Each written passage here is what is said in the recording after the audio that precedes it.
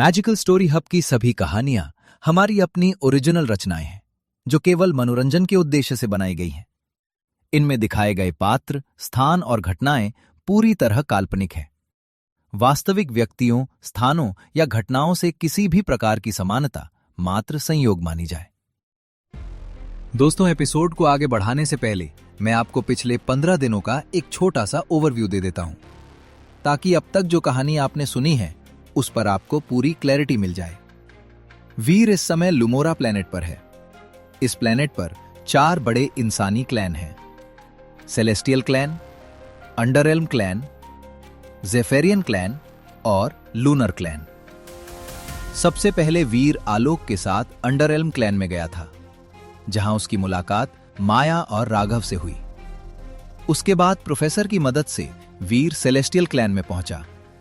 वहीं उसका kangaroo beast मुश्किल में पड़ गया और राघव के चाचा के कारण वीर का शैडो भी रिकवरी मोड में चला गया।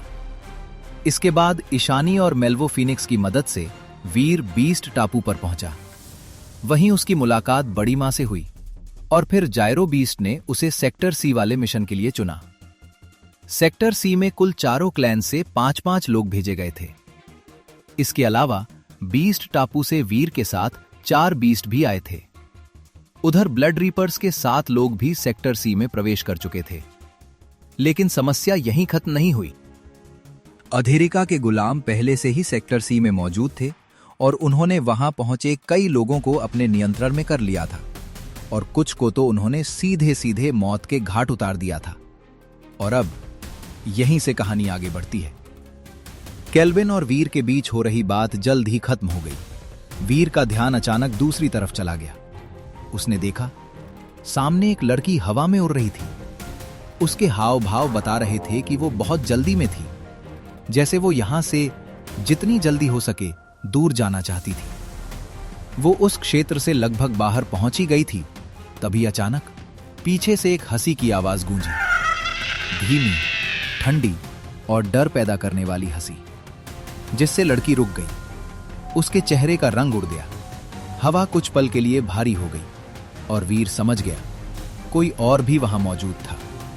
और एक बूढ़ा आदमी जिसकी दाढ़ी सफेद थी और चेहरे पर झुर्रियां थीं, उस दरार से बाहर निकला। वही दरार जिससे पहले वो लड़की बाहर आई थी।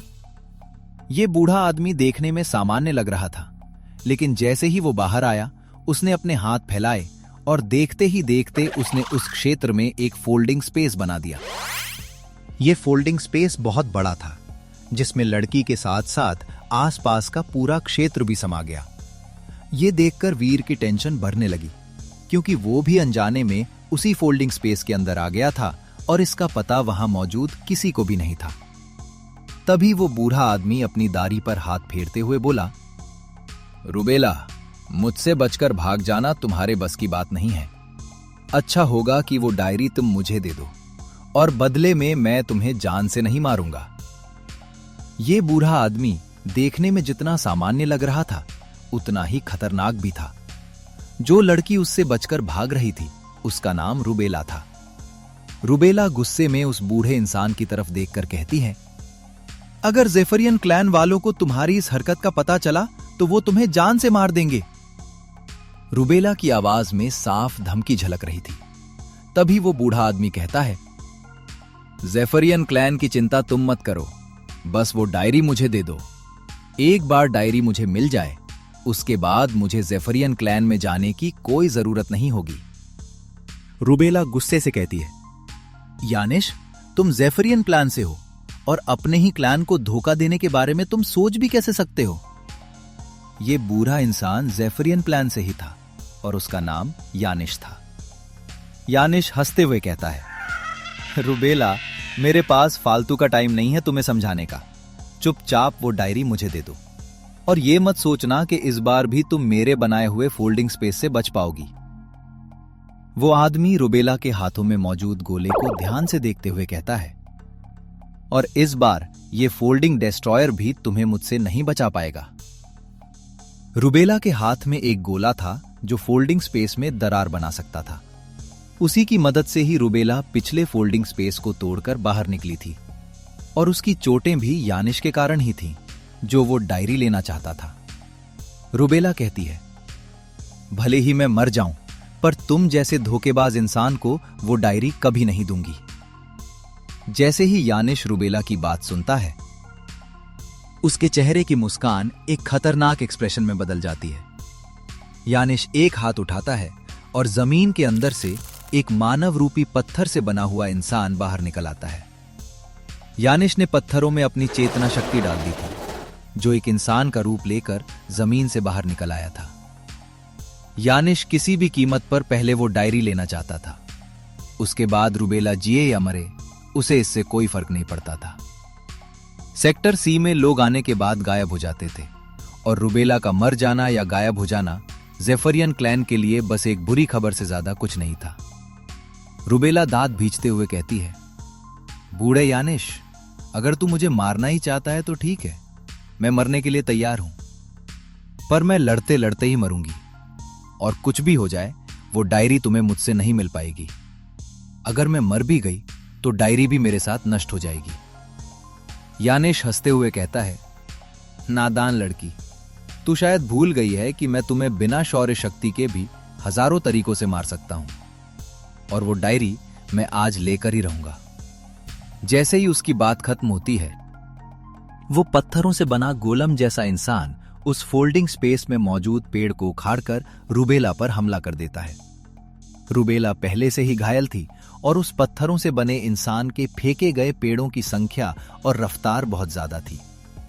उसने अपने हाथ में मौजूद सफेद गोले से अपने चारों तरफ एक शील्ड बना ली। उससे टकराकर वो पेड़ चूर चूर होने लगे, लेकिन जैसे जैसे उस पर और प्रहार पड़ते गए, शील्ड की पावर कम होती चली गई।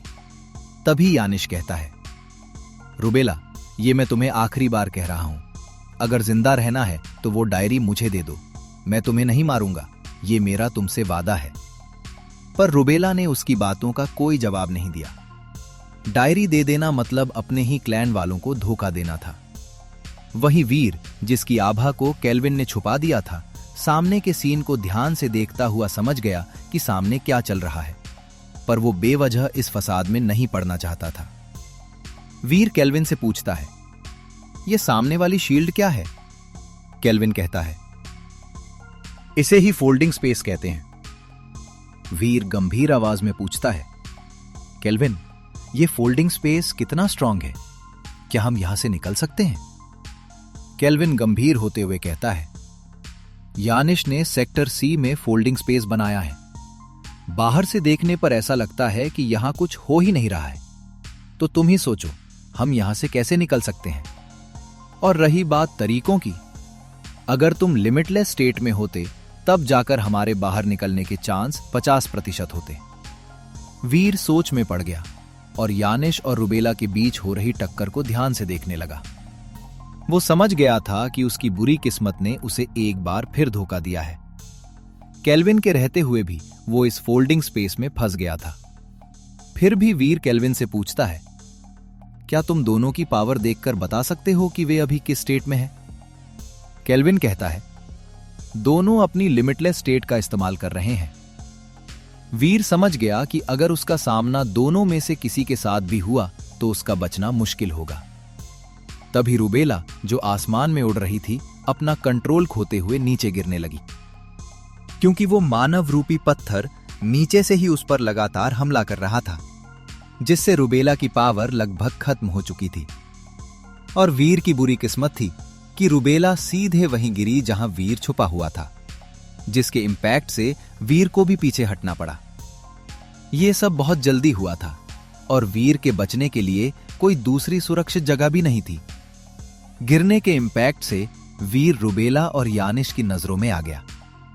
पहले तो रुबेला को बड़ी हैरानी हुई। उसने वीर की पावर चेक की, जो बहुत ही कम थी, और उसे यकीन ही नहीं हो रहा था कि वो सेक्टर सी में कैसे आ गया। वहीं यानिश भी थोड़ा चौंक गया। उसने सेक्टर सी में फोल्डिंग स्पेस बनाया था, जिसमें होने वाली हर हलचल की खबर उससे छिप नहीं सकती थी। फिर भी एक इंसान उसकी नजरों में नहीं आया था। वीर खड़ा हुआ और अपने कपड़ों में लगी धूल को साफ करने लगा। अब वो सबकी नजरों में आ ही गया था, तो छिपने का कोई फायदा ही नहीं था। तभी वीर यानिश की तरफ देखकर कहता है, तुम दोनों लड़ाई जारी रखो, और मुझे यहां से जाने दो। पर उसकी इस बात से यानिश हंसने लगा। लड़के, तुम्हारी किस्मत खराब है कि तुम इस फोल्डिंग स्पेस में हो, और उससे भी बुरी बात, तुमने हमारी सारी बातें सुन ली। अब तो तुम्हारी आत्मा भी इस फोल्डिंग स्पेस से नहीं निकल सकती। वीर को समझ नहीं आ रहा था कि जो भी उसे मिलता वो उसकी आत्मा के पीछे ही क्यों पड़ जाता था। भाई, वो तो आराम से यहां से जाना चाहता था, पर लगता था कि दूसरों को उसकी बात समझ नहीं आती थी। वीर रुबेला की मदद तो करना चाहता था, पर उसकी करंट कंडीशन और पहले इशिका से मिले धोखे के कारण वो लड़कियों से दूर ही रहता था। वीर इतना टैलेंटेड था कि कोई भी लड़की उसे पसंद कर लेती, और इस प्लैनेट पर वो इतना पावरफुल नहीं था कि ऐसी लड़की जो उसके पीछे पड़ी हो उससे बच पाए। वीर के दिमाग में चल रही थॉट सुनकर केल्विन की हंसी छूट गई। टैलेंटेड और तुम, अगर सच कहूं तो तुम में एक टैलेंट तो है, तुम वहीं जाते हो जहां खतरा ज्यादा होता है। अगर कोई तुम्हें फॉलो करे तो खतरों और बड़ी प्रॉब्लम से जरूर बच जाएगा। वीर जब केल्विन की बात सुनता है तो उसे गुस्सा आने लगता है, पर इस बार उसका गुस्सा यानिश पर था। वो बेवजह उसे इस लड़ाई में घसीट रहा था। फिर भी वो एक बार फिर समझाने की कोशिश करता है।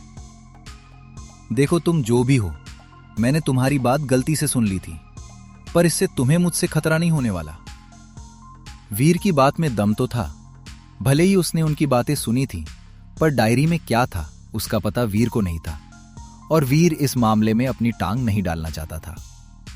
पर वीर की बात सुनकर यानिश हंसते हुए कहता है, लड़के, तुम्हें भले ही ज्यादा कुछ पता ना हो, पर तुम्हें डायरी का तो पता है। उसकी आवाज में आने वाले खतरे का संकेत साफ झलक रहा था। वहीं रुबेला जमीन पर गिरने के बाद बहुत ही दर्द में थी, पर वीर की बातों से उसे वीर पर बहुत गुस्सा आने लगा। भले ही वो लड़का उसे ना जानता हो, पर वो इतना कायर होगा इसका उसे अंदाजा नहीं था। वो सेक्टर सी में होते हुए भी सिर्फ अपने जीवन को बचाने की सोच रहा था। वीर अब समझ गया था कि वो यहां से आसानी से बचकर तो जा नहीं पाएगा, लेकिन लड़ाई करे तो कैसे करे। जो इंसान रुबेला को हजारों तरीकों से मार सकता है, वो उसके जैसे मॉर्टल स्टेट लेवल 9 वाले इंसान का क्या हाल करेगा, ये सोचकर ही वीर के शरीर में सिहरन दौड़ गई। तभी रुबेला किसी तरह अपने दर्द को सहते हुए खड़ी हो गई। वो लड़खड़ाते कदमों से आगे बढ़ी और उसी के पास खड़े वीर को अचानक जोर से गले लगा लिया। उसके होंठ वीर के कान के पास आकर धीरे से फुसफुसाए, अगर मैं मरी तो तुम्हें भी अपने साथ लेकर मरूंगी। उसकी आवाज में दर्द कम और खतरनाक पागलपन ज्यादा था। वीर कुछ पल के लिए बिल्कुल सुन्न रह गया। उसे समझ ही नहीं आया कि यह धमकी थी, मजाक था, या फिर कोई अजीब सी शरारत। वीर का पूरा ध्यान यानिश पर था, और रुबेला की इस हरकत ने उसका गुस्सा और बढ़ा दिया। उसने रुबेला को जोर का धक्का दिया, जिससे वो दूर जाकर गिर गई।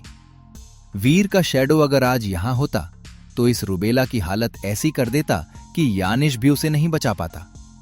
वैसे वीर और रुबेला का गले मिलना बस 1 सेकंड में ही हो गया था, जिसे यानिश ने भी नोटिस कर लिया था, जिससे उसकी भौहें ऊपर उठ गई और वो वीर से कहा, लड़के, तुम किसी भी क्लैन से क्यों ना हो, अगर तुमने नहीं बताया कि रुबेला ने तुमसे क्या कहा तो तुम्हारा अंजाम अच्छा नहीं होगा। यानिश को लगा कि मरने से पहले रुबेला ने सामने वाले लड़के को कोई महत्वपूर्ण जानकारी दी है, जिससे यानिश का शक सामने खड़े लड़के यानी वीर पर और बढ़ गया। वीर यानिश की बातों को सुनकर उसका गुस्सा रुबेला पर और बढ़ गया। उसका मन कर रहा था कि वो खुद रुबेला को जान से मार दे, लेकिन वीर अपने गुस्से को कंट्रोल करता है, क्योंकि वीर जानता था इस स्थिति में अगर उसने कोई भी मूव रुबेला पर किया तो यानिश का शक उसी पर और बढ़ जाएगा। और मान लो अगर रुबेला उसके हाथों मारी जाती तो यानिश वीर के पीछे पड़ जाता। वीर गुस्से से रुबेला की तरफ देखता है। उसकी आंखों में जान से मार देने वाली नजरों का तेज था। रुबेला डरने का नाटक करती है और कहती है, भले ही मैं मर जाऊं, पर वो राज तुम यानिश को मत बताना। रुबेला की बातों से कोई भी वीर पर शक कर सकता है। वीर का खून रुबेला की बातों से खौल गया। उसे समझ नहीं आ रहा था कि ये पागल लड़की उसके ही जान के पीछे क्यों पड़ी है। अगर उसे मरने का शौक था तो वो खुद मर जाती, पर उसे क्यों फंसा रही थी? केल्विन भी रूबेला की बातों से हैरान था। अब उसे समझ आ गया कि इंसान अपने फायदे के लिए कुछ भी कर सकता है, कितना भी नीचे गिर सकता है। अगर केल्विन वीर के दिमाग में नहीं होता तो शायद वो भी रूबेला की बातों में आ जाता। वीर यानिश की तरफ देखता है, जो उसे जान से मारने वाली नजरों से देख रहा था। साथ ही रूबेला भी उसे जान से मारने वाली नजरों से देख रही थी। वीर को समझ नहीं आ रहा था कि दोनों दुश्मन जो एक दूसरे के जान के पीछे पड़े थे, अचानक उसके पीछे क्यों पड़ गए। यानिश गुस्से में रूबेला की तरफ देखकर कहता है, मैंने सोचा भी नहीं था कि तुम एक आउटसाइडर को हमारे क्लैन के सीक्रेट बता दोगी। आज मैं तुमसे वो डायरी लेकर ही रहूंगा, और साथ ही ये लड़का भी बचने वाला नहीं है।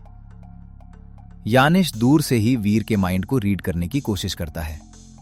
उसे यकीन था, जैसे ही यानिश वीर के दिमाग में सच जानने के लिए अपनी चेतना और माइंड की पावर का इस्तेमाल करता है, वैसे ही केल्विन उसकी चेतना को वीर के माइंड में ही दबोच लेता है और उसे वहीं मिटा देता है।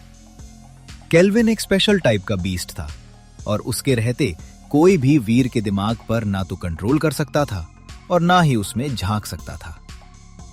जैसे ही केल्विन यानिश की चेतना को मिटाता है, यानिश के दिमाग में तेज दर्द उठता है और उसके इंपैक्ट से वो कुछ कदम पीछे हटता है। रूबेला यानिश का ध्यान भटकाना चाहती थी, इसलिए उसने सामने वाले लड़के का इस्तेमाल किया था। पर उसे क्या पता था कि यानिश की माइंड रीड पावर का कोई असर सामने वाले लड़के पर नहीं होगा, बल्कि यानिश को खुद पीछे हटना पड़ेगा। वहीं यानिश ने भी नहीं सोचा था कि सामने वाले लड़के के पास ऐसी पावर होगी। यानिश हंसते हुए कहता है, लड़के, लगता है तुम्हारे पास कोई स्पेशल पावर है जिससे तुम खुद को सेक्टर में अभी तक बचा पाए हो, और तुम्हारे माइंड को भी पढ़ना मुश्किल है। पर इसका यह मतलब नहीं कि तुम मुझसे बच पाओगे। वो अपने चेतना शक्ति से बने पत्थर रूपी मानव को वीर को जान से मारने का ऑर्डर देता है, जो अभी यानिश के इंस्ट्रक्शन का इंतजार ही कर रहा था। ऑर्डर मिलते ही वो वीर की ओर दौड़ा। वो पत्थर जैसा मानव आकार में वीर से दोगुना था और ताकत में भी असाधारण। वहीं यानिश रूबेला की तरफ बढ़ रहा था। भले ही रूबेला ने उस लड़के को कोई राज की बात बताई हो, लेकिन अगर डायरी उसके हाथ लग गई तो वो दोनों को एक साथ खत्म कर देगा। इस समय रूबेला भी अपनी पावर रिकवर करने में लगी थी। सेक्टर सी में पावर जमा करना आसान नहीं था, फिर भी वो लगातार कोशिश कर रही थी। दूसरी तरफ पत्थर रूपी मानव ने रास्ते में खड़े बड़े पेड़ को उखाड़ा और सीधे वीर पर फेंक दिया। वीर जानता था कि इस अटैक से बच पाना नामुमकिन था, इसलिए उसने तुरंत अपना ब्रॉन आर्मर एक्टिव किया और अगले ही पल वीर की बॉडी पर हड्डियों से बना आर्मर उभर आया, जिसमें गोल्डन रंग की पावर बह रही थी। जैसे ही पेड़ वीर की बॉडी से टकराया, वीर झटके में 200 फीट पीछे घिसटता हुआ गिरा। पर अजीब बात यह थी कि वीर का शरीर पूरी तरह सुरक्षित था। अगर वो इस आर्मर का इस्तेमाल नहीं करता तो पत्थर रूपी मानव उसकी बॉडी को मच्छर की तरह कुचल देता। वीर अपनी हड्डियों में बह रही पावर को महसूस करता है। उसकी उंगली से हड्डियां बाहर निकल आती हैं, जो किसी खतरनाक खंजर की तरह दिखती थीं। वीर के सामने मौजूद दुश्मन सामान्य नहीं थे। अगर वो अपनी बेस्ट टेक्निक अभी इस्तेमाल नहीं करता तो बाद में मौका भी नहीं मिलता। तभी केल्विन वीर से कहता है, वीर, तुम्हारे मानव रूपी दुश्मन की बॉडी स्ट्रांग है पर मूवमेंट स्लो है। वीर तुरंत समझ गया कि उसे क्या करना चाहिए। अगले पल वो दौड़ता है और मानव रूपी पत्थर पर अटैक कर देता है। जब भी दोनों के अटैक टकराते, वीर दूर जाकर गिरता था और इंपैक्ट से पत्थर रूपी मानव की बॉडी से पत्थर का टुकड़ा अलग हो जाता था। जहां वीर का अटैक हो रहा था, पत्थर रूपी मानव भी उसे बराबरी की टक्कर दे रहा था। यह फाइट पूरी तरह से दोनों की बॉडी की पावर से लड़ी जा रही थी। वहीं दूसरी तरफ यानिश अपना हाथ आगे बढ़ाता है, जिसमें नीली रंग की एक लकड़ी उसके हाथ में उभरने लगती है। रूबेला ज़ेफेरियन क्लैन की काबिल स्टूडेंट थी, जो लड़ाई में अच्छी होने के साथ साथ उसका माइंड भी बहुत स्ट्रांग था। यानिश बिना शौर्य शक्ति के रूबेला के माइंड को रीड नहीं कर सकता था। उसके हाथ में मौजूद नीली लकड़ी इंसानों की बॉडी के साथ साथ उनकी आत्मा को भी चोट पहुंचा सकती थी। यानिश जानता था कि अगर रूबेला मर गई तो वो अपने साथ उस डायरी का राज भी हमेशा के लिए खत्म कर देगी। वहीं रुबेला अपनी पावर को रिकवर करते हुए अपने हाथ में मौजूद गोले में अपनी शक्ति भरने लगी।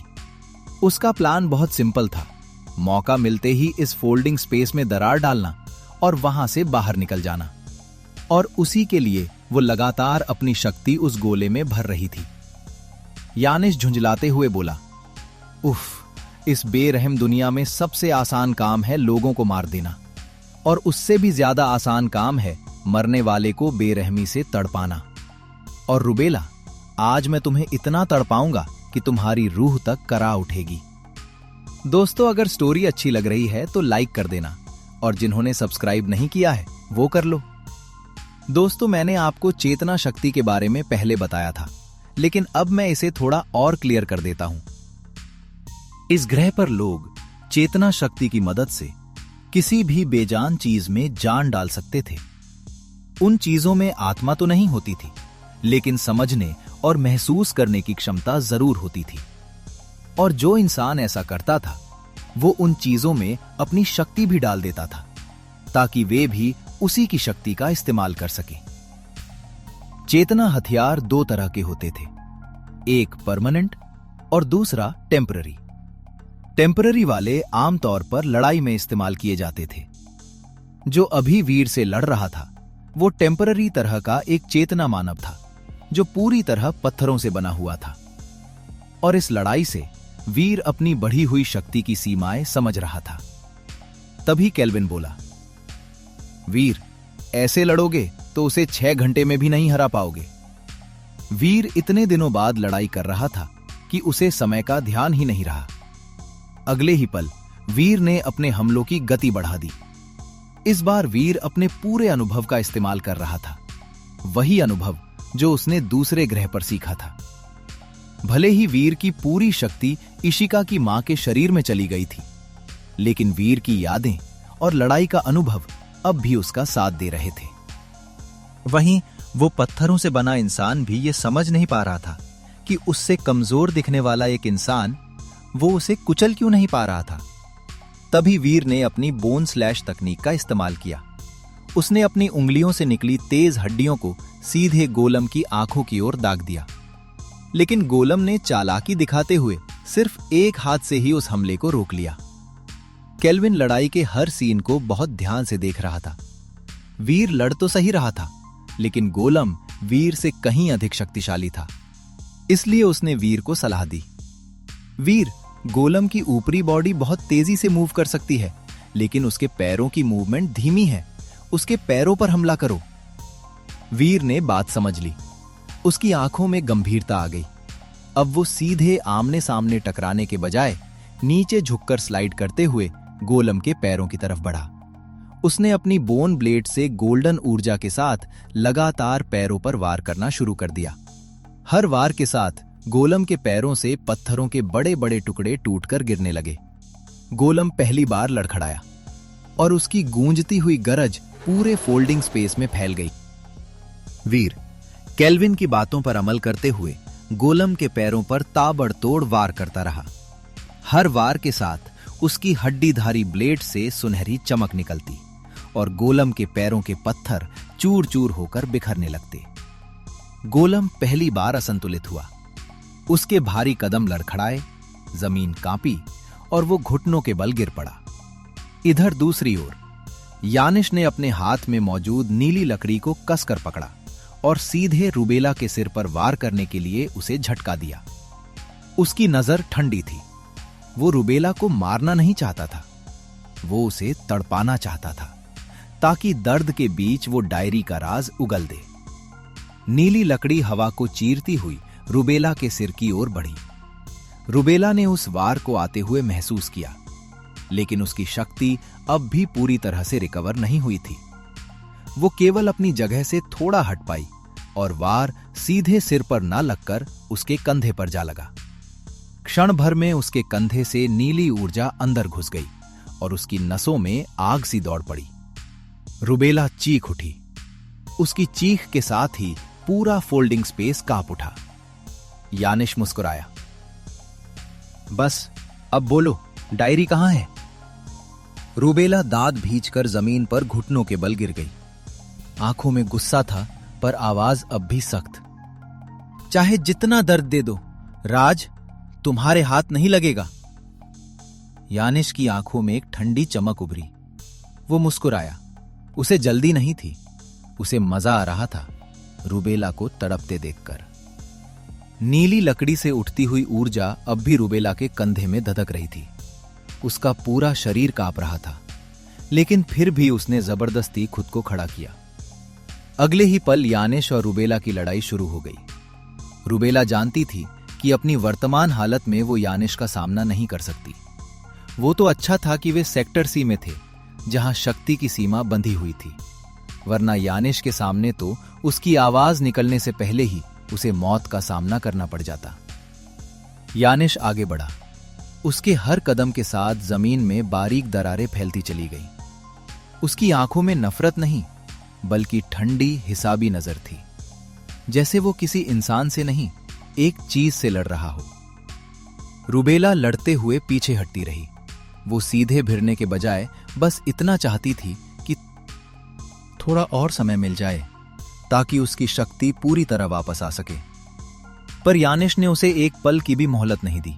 उसने नीली लकड़ी फिर से उठाई और उसे जमीन पर पटका। तुरंत नीली लपटें फूट पड़ी। वे सर्प की तरह मरोड़ खाती हुई घूमती लहराती सीधे रूबेला की ओर बढ़ने लगी। रूबेला ने अपने दोनों हाथ फैला दिए। उसमें अपने चारों ओर एक हल्की झिलमिलाती ढाल बना ली, लेकिन वो ढाल बहुत कमजोर थी। लकड़ी की नीली लपटों ने ढाल को चकनाचूर कर दिया और अगला झटका सीधा उसके सीने में लगा। हड्डी टूटने की आवाज सुनाई दी और रूबेला दूर जा गिरी। उसके होठों के किनारों से खून बहने लगा। फिर भी उसने दांत भींचते हुए उठने की कोशिश की। मैं अभी नहीं हार सकती, उसने बमुश्किल कहा। दोस्तों, आपको लग रहा होगा कि यहां लड़ाई हो रही है, तो अंधेरों के गुलाम का क्या हुआ? दरअसल यानिश ने जो फोल्डिंग स्पेस बनाया था, उसके अंदर होने वाली हलचल का पता बाहर मौजूद लोगों को नहीं चला, जब तक कि वहां यानिश से भी ज्यादा शक्तिशाली कोई मौजूद ना हो। उधर यानिश अपने हर हमले के साथ और ज्यादा बेरहम होता चला गया। हर वार के साथ रूबेला लगातार पीछे खिसकती जा रही थी। उसकी सांसें भारी हो चुकी थी, बॉडी कमजोर और बेबस सी लग रही थी।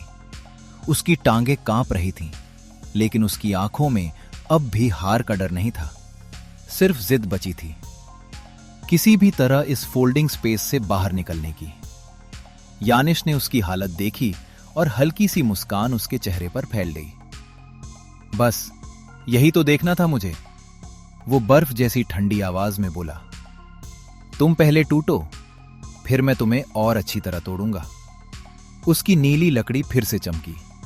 उसने हवा में एक गोल घेरा बनाया और वो नीला गोला बिजली की तरह रूबेला की ओर बढ़ा। रूबेला ने हाथ आगे बढ़ाए, लेकिन इस बार उसमें इतना भी दम नहीं बचा था कि वो ढाल बना सके। हमला सीधा उससे जा टकराया, जिससे उसकी सांसें टूटने लगी, छाती दर्द से जलने लगी और उसके हाथों में जो ऊर्जा गेंद थी, वो उसकी पकड़ से छूट गई, जो धीरे धीरे ऊपर उठते हुए हवा में तैरने लगी। पर रूबेला ने उसे पकड़ लिया, क्योंकि वो उसकी जिंदगी बचाने का एकमात्र सहारा था। यानिश इतना शक्तिशाली था कि एक ही समय में वो फोल्डिंग स्पेस को बनाए रखते हुए अपनी चेतना शक्ति से एक पावरफुल गोलम क्रिएट करके साथ साथ रूबेला पर खतरनाक हमले भी कर रहा था। उसके हाथ में मौजूद नीली लकड़ी रूबेला के शरीर के साथ साथ उसकी आत्मा को भी छलनी कर रही थी। अब रूबेला के पास बस वही सफेद ऊर्जा गोला बचा था, जिसमें उसकी आखिरी शक्ति बाकी रह गई थी। उधर दूसरी तरफ वीर ने अपने बोन स्लैश का इस्तेमाल करते हुए गोलम की दोनों टांगों को अपने अटैक से नष्ट कर दिया था। टांगे टूटते ही गोलम जमीन पर रेंगने लगा, लेकिन टांगे टूट जाने के बाद भी गोलम गुर्राया। लड़के, तूने मेरी टांगे काट दी, दम है तो अपना नाम बता।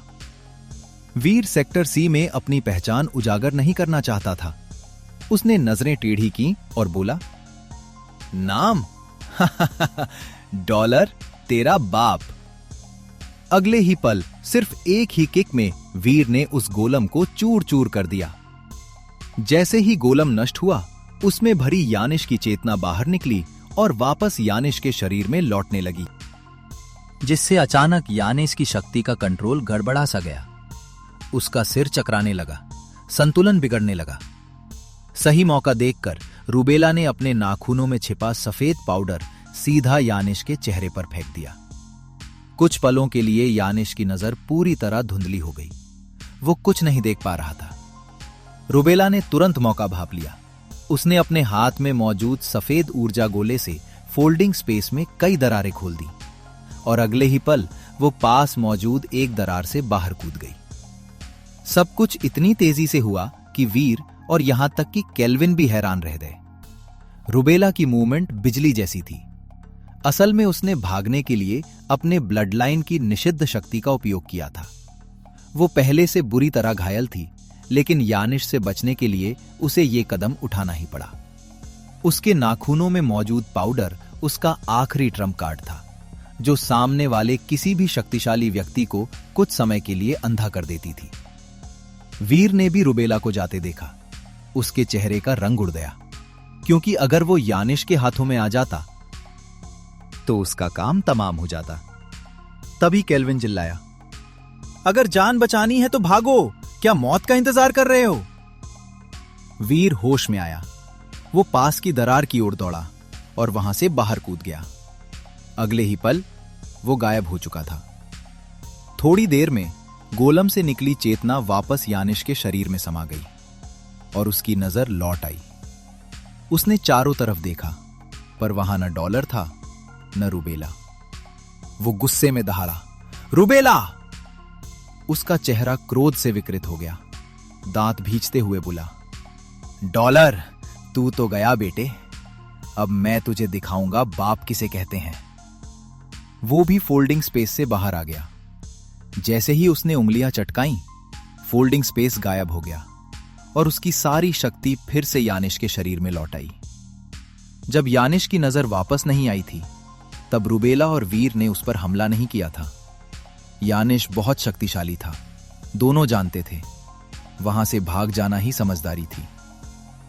इस बार वीर बहुत तेज भाग रहा था।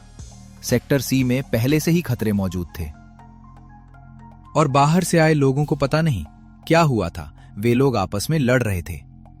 तभी वीर ने केल्विन से कहा, क्या तुम्हें रूबेला के पास कोई डायरी महसूस हुई? केल्विन बोला, वीर, मैं अपने सामने रखी किताब को अपने एंटेना से पकड़ सकता हूं, लेकिन जो चीजें छिपी होती हैं उन्हें महसूस नहीं कर पाता। वीर को वैसे भी डायरी से कोई मतलब नहीं था। उसने बस केल्विन की शक्ति को याद करते हुए यूं ही पूछ लिया था। उधर यानिश बाहर आ चुका था। वो रूबेला को खोजने की कोशिश कर रहा था। इधर रूबेला बहुत बुरी तरह घायल थी। अगर ऐसी हालत में वो अंधेरे के गुलामों के संपर्क में आ जाती तो उसकी मौत तय थी, क्योंकि उसके शरीर के साथ साथ उसकी आत्मा भी बुरी तरह घायल थी। रूबेला करीब 30 मिनट तक भागती रही, जब तक उसकी बॉडी में पावर थी। फिर रूबेला लड़खड़ाते कदमों से चली और एक टूटे हुए पेड़ के सहारे बैठ गई। उसके सीने में जलन हो रही थी, जैसे हर सांस तेज चाकू की नोक पर टिककर आ रही हो। सफेद गोला उसकी हथेली में कांप रहा था। उसकी रोशनी अब धुंधली पड़ चुकी थी, जैसे शक्ति की आखिरी लहर बची हो। अगर यह भी खत्म हो जाता तो वो न लड़ पाती और ना ही भाग पाती। उसने आसमान की ओर देखा। सेक्टर सी की भारी धुंधली हवा में सब कुछ बुझा बुझा सा लग रहा था। अगर मैं यहीं रुक गई तो सफर यहीं खत्म, उसने खुद से कहा, और उसके होठों पर हल्की कड़वी मुस्कान आ गई। तभी उसे उस लड़के की याद आई, वही लड़का जो उससे कहीं ज्यादा कमजोर था। फिर भी उसने यानिश के गोलम का सामना किया था, उसी गोलम का जिसने रूबेला तक को पहले बुरी तरह घायल कर दिया था। खैर, जो भी हो, इस वक्त रूबेला की हालत बहुत खराब थी। रूबेला कुछ आगे सोच भी पाती, तभी अचानक उसे कदमों की आवाज सुनाई दी।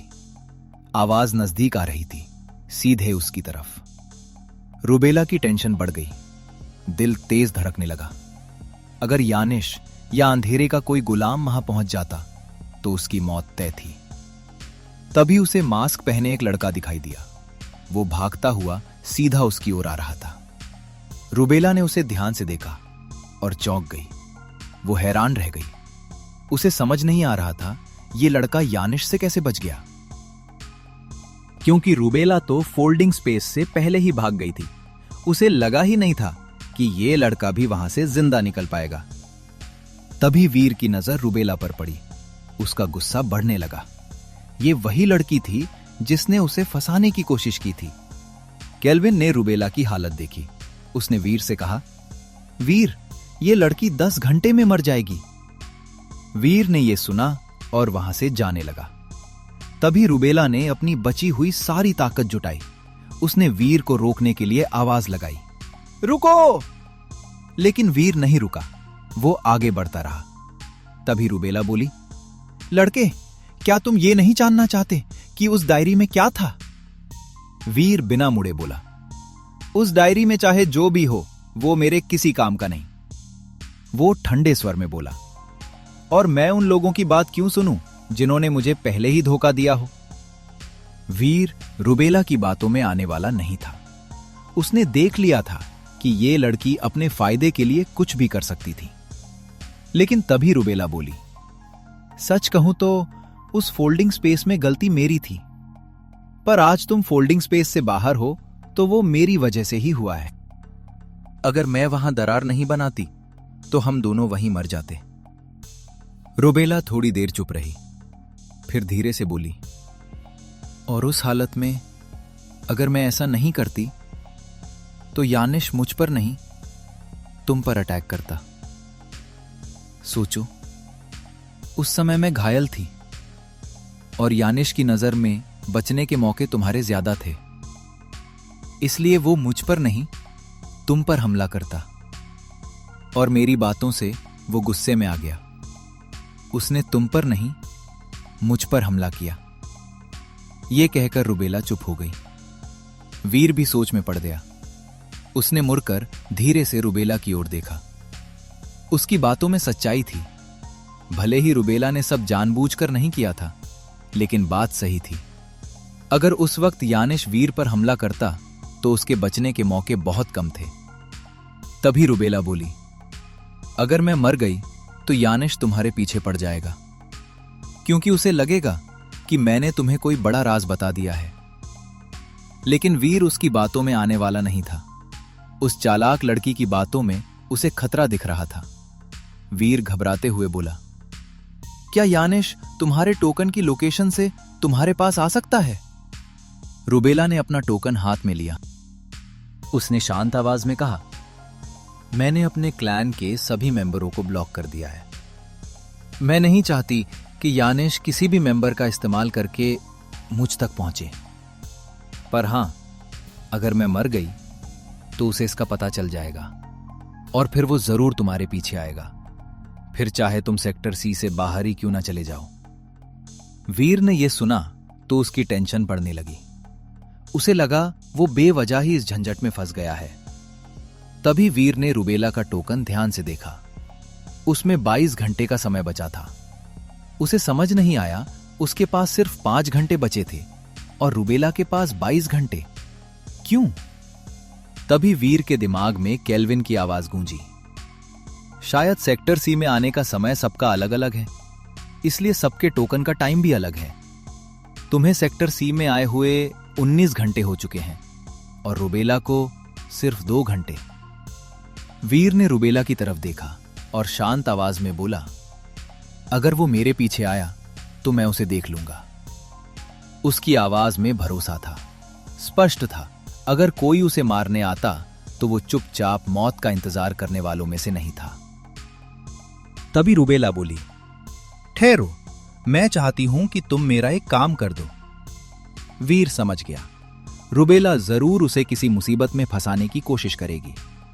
रुबेला ने अपनी हथेली में रखे सफेद गोले की ओर इशारा किया।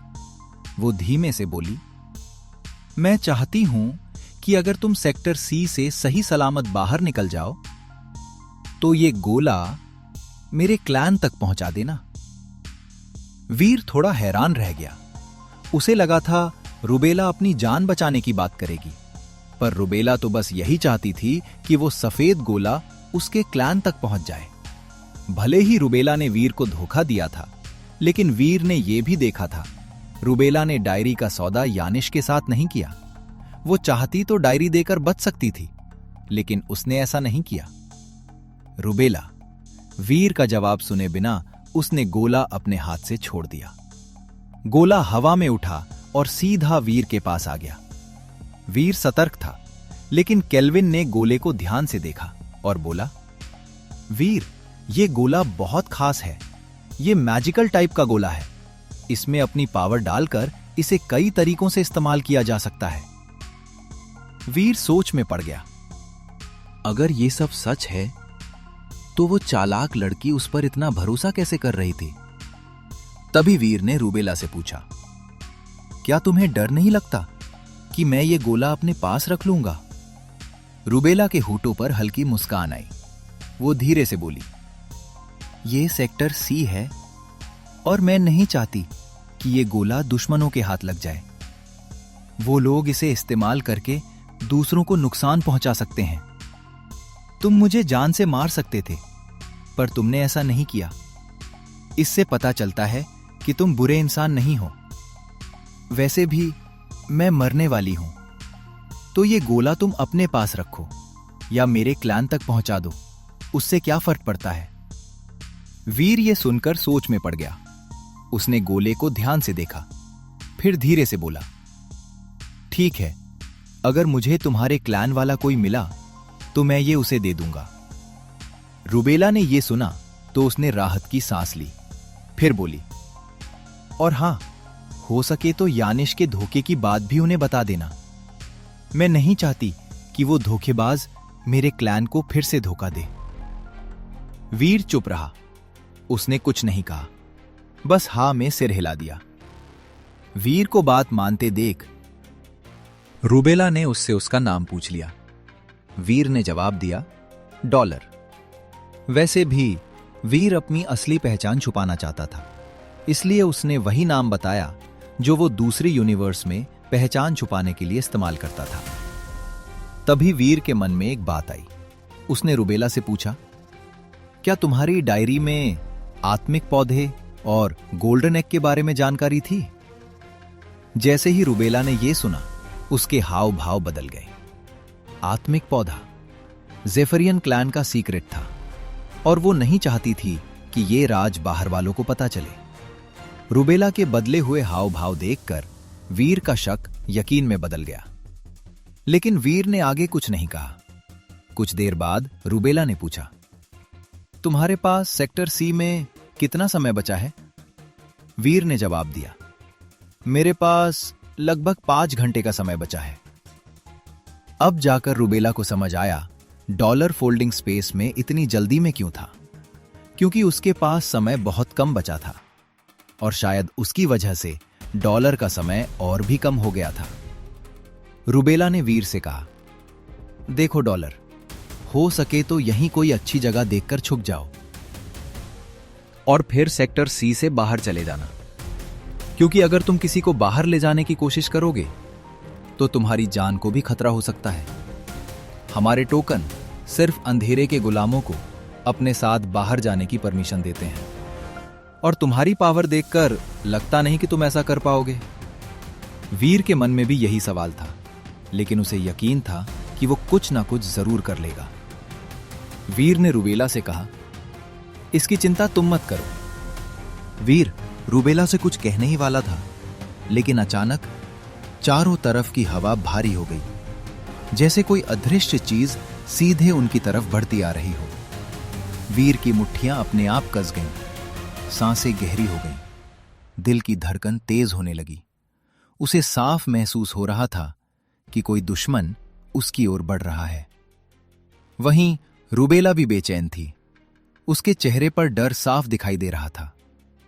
तभी दूर कहीं से एक ठंडी रीढ़ जमा देने वाली हंसी गूंजी। यह हंसी यानिश की हंसी थी। अगले ही पल रुबेला के शरीर में चमकती हुई नीली रोशनी तेज हो गई। यानिश उसी नीली रोशनी का इस्तेमाल करके सीधे उनके पास आ पहुंचा था। उसने कभी सोचा भी नहीं था कि उसके दोनों दुश्मन उसे एक ही जगह मिल जाएंगे। रुबेला के चेहरे पर गुस्सा उतर आया। वो गुस्से से कांपती आवाज में चिल्लाई, यानिश, तू कुत्ते की मौत मरेगा, साले कमीने। उसकी आंखों में सिर्फ नफरत थी। यानिश की वजह से ही वो मौत के दरवाजे तक पहुंच गई थी। उसे फिर से सामने देखकर वो अपने आप पर कंट्रोल नहीं रख पाई। रुबेला के दिमाग में एक ही सवाल घूम रहा था, ये कमीना उसके पास पहुंचा कैसे? उसने तो अपने पीछे कोई निशान भी नहीं छोड़ा था। फिर भी यानिश उनके सामने मौजूद था।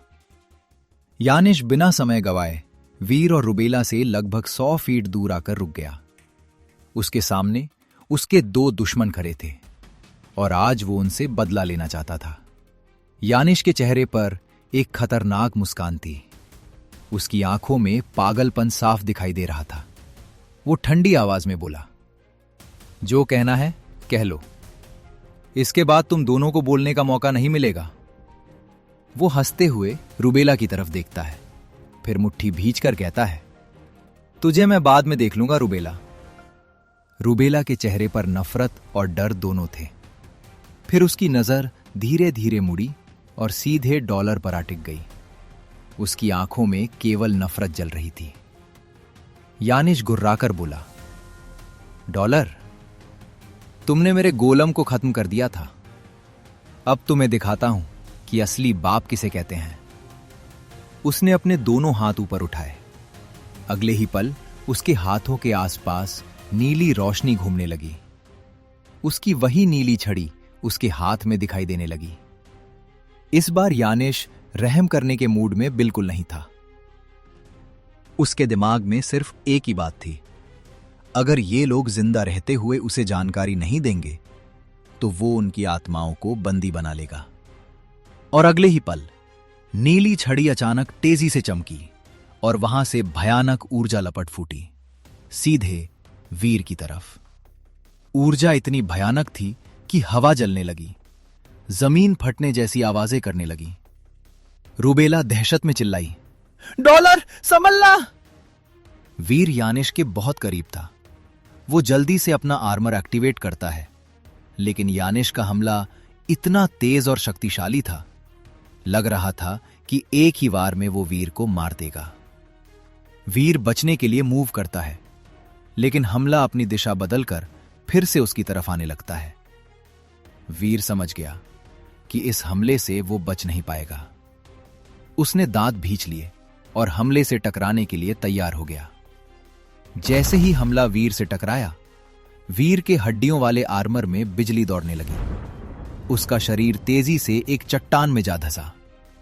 चट्टान में एक बड़ा गड्ढा बन गया।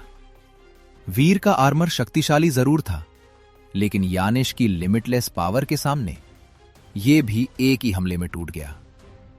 फिर भी पावरफुल अटैक के बाद भी वीर का शरीर अभी भी ठीक था। वीर को अब समझ आ गया कि लिमिटलेस स्टेट की पावर वालों से वो सीधे टकरा नहीं सकता। उधर बाहर यानिश की हंसी गूंजने लगी। वो ठंडी आवाज में बोला, बेटा, अब दिखाना अपने बाप की पावर। बड़ा आया था बाप बनने वाला। तभी केल्विन वीर से कहता है, वीर, लगता है ये बूढ़ा तुम्हें जान से मारना चाहता है। तुम्हारे आर्मर ने उसका पहला हमला झेल लिया, लेकिन अब शायद तुम उसका दूसरा अटैक नहीं सह पाओगे। वीर के अंदर यानिश के लिए गुस्सा पहले से ही था। वो गड्ढे से बाहर कूदता है। भले ही वीर कमजोर था, लेकिन हार मानने वालों में से नहीं था। उसने फिर से अपना हड्डियों वाला आर्मर बना लिया, लेकिन इस बार आर्मर थोड़ा अलग था। केल्विन ने जो तकनीक दी थी वो बेहद खास थी। इसके जरिए वीर जैसे चाहे आकार में हड्डियों से आर्मर बना सकता था। वीर अब भागने के मूड में नहीं था। जैसे ही वो बाहर आया, यानिश की हंसी रुक गई। उसे लगा था कि डॉलर एक ही हमले में मर जाएगा, लेकिन अब यानिश को लग रहा था कि उसने डॉलर को कमजोर समझ लिया था। तभी यानिश बोला, डॉलर, लगता है तुम थोड़े खास हो। तभी मेरा पहला हमला तुम सह पाए, लेकिन मेरा दूसरा अटैक तुम्हें इस दुनिया से ही मिटा देगा। यानिश ने अपनी लकड़ी घुमाई लकड़ी से काली रोशनी फूटी और सीधी वीर की तरफ बढ़ गई। वो रोशनी फैलते फैलते एक विशाल ड्रैगन का रूप लेने लगी। उसका मुंह खुला था और वो सीधे वीर को निगलने जैसा लग रहा था। वीर ने जब उस शक्ति को महसूस किया तो सच में ऐसा लगा जैसे कोई असली ड्रैगन उस पर टूट पड़ा हो। उसने दांत भींच लिए और खुद को लड़ाई के लिए तैयार कर लिया। हमला बस उससे टकराने ही वाला था कि वीर के साइड से एक तेज परछाई निकलकर उसके सामने आ गई।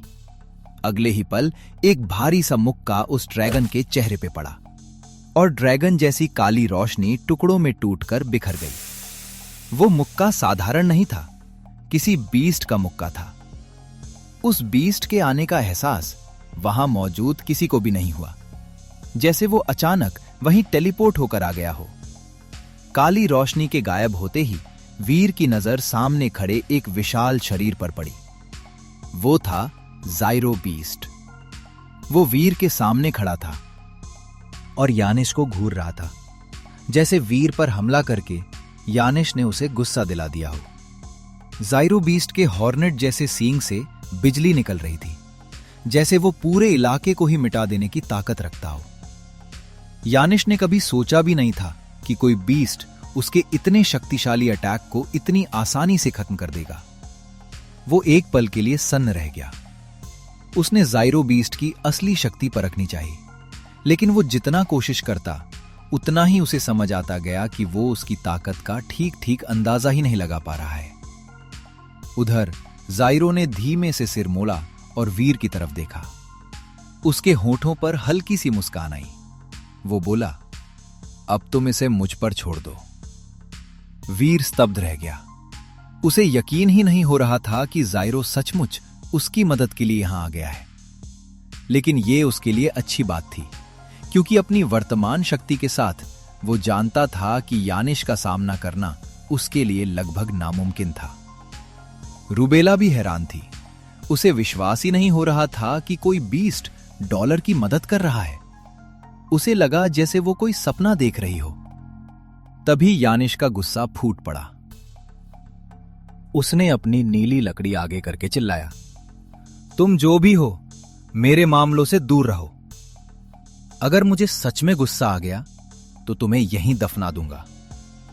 यानिश बेहद शक्तिशाली था और उसे लगा सामने खड़ा बीस्ट बस उसके रास्ते में आ गया है।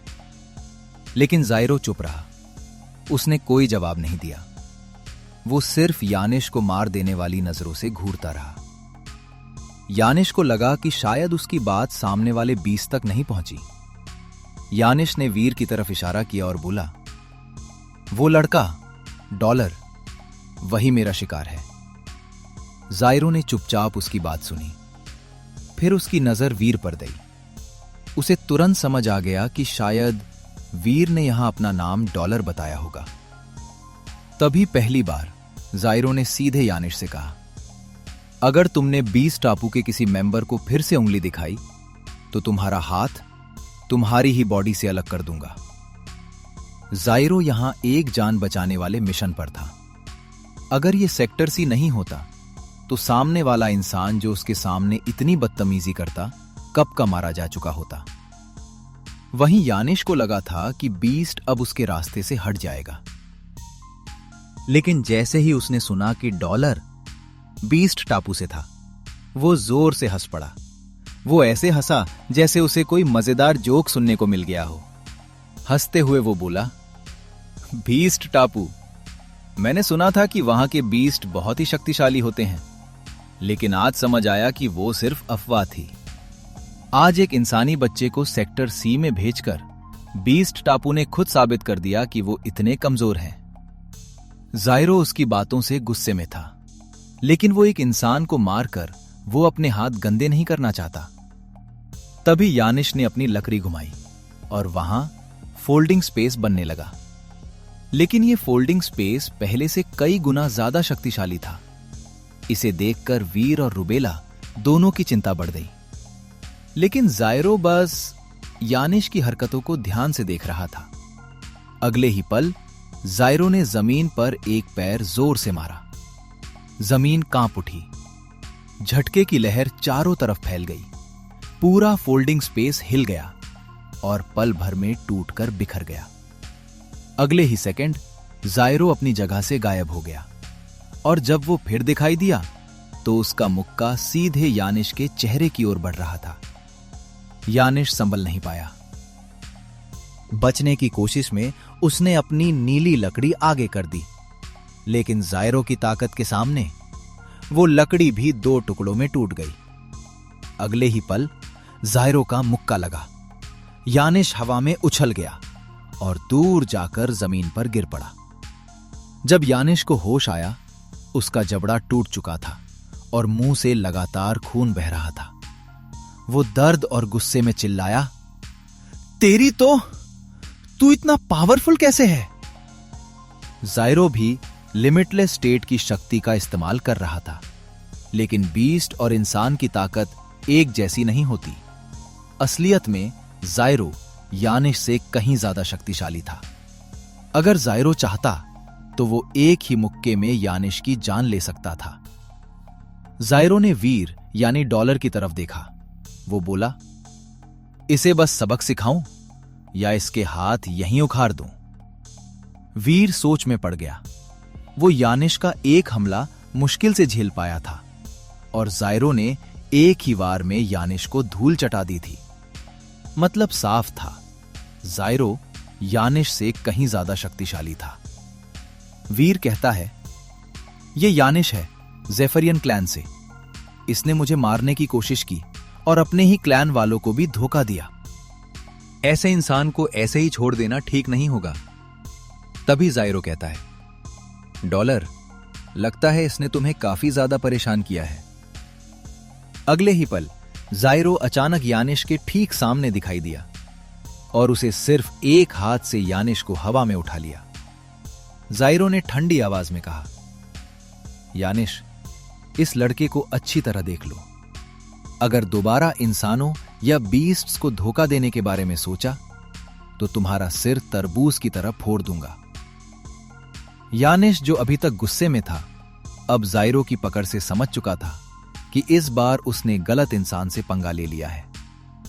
अपने क्लैन में भी यानिश बहुत शक्तिशाली था और उसने कभी सोचा भी नहीं था कि एक इंसान जो इतना कमजोर था, उसे बचाने के लिए इतना शक्तिशाली बीस्ट आ जाएगा। वो जायरो की ओर देखकर कहता है, मैं वादा करता हूं, इस लड़के के रास्ते में अब नहीं आऊंगा। जायरो अपना दूसरा हाथ बढ़ाकर यानिश के एक हाथ को पकड़ लेता है और उसके हॉर्न जैसे सींगों से बिजली निकलती है, जो सीधे यानिश के उस हाथ पर गिरती है और उसे राख में बदल देती है।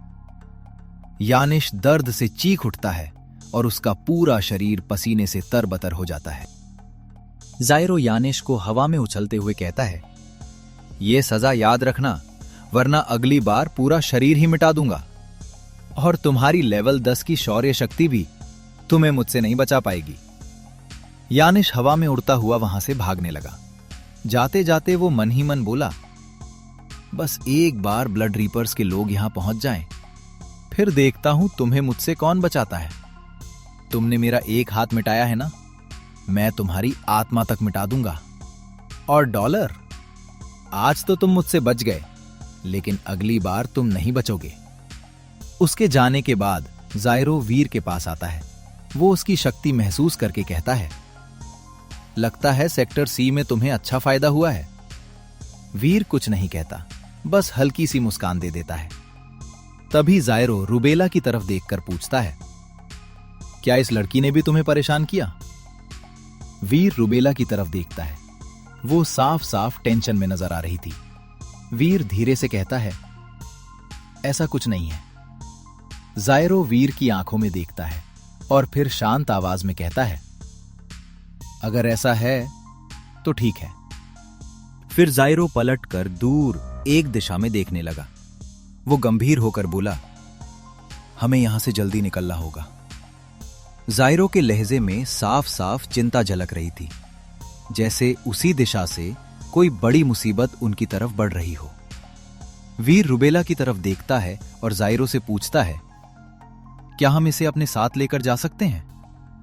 जायरो एक पल के लिए चुप हो जाता है, थोड़ा सोचता है, फिर बिना कुछ कहे आगे बढ़ता है और रुबेला को हल्के से अपने एक हाथ में उठा लेता है।